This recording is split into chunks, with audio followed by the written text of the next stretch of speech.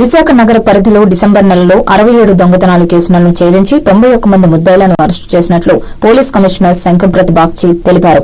Commissioner కార్యాలయంలో మాట్లాడుతూ arrest చేసిన వారి వద్ద నుంచి 90,53,226 రూపాయల విలువైన చోరీ సొత్తులు స్వాధీనం చేసుకున్నామన్నారు. ముందు జాగ్రత్త చర్యల వల్ల ఈ సంక్రాంతి సీజన్లో దొంగతనాలను అరికట్టగలిగామన్నారు.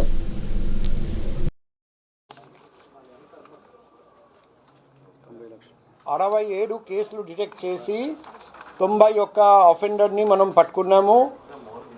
1 కేజీ 12 గ్రామ్ గోల్డ్, 2 కేజీలు 478 గ్రామ్ వెండి, క్యాష్ 12 లక్షలు 7,660 రూపాయలు, 10 motorcycle, 1 auto, 329 mobile phone, 100 metre copper cable, మొత్తం ప్రాపర్టీ రికవర్డ్ ప్రాపర్టీ విలువ వచ్చేసి 90,23,226 రూపాయలు. మనం సెప్టెంబర్ చూస్తే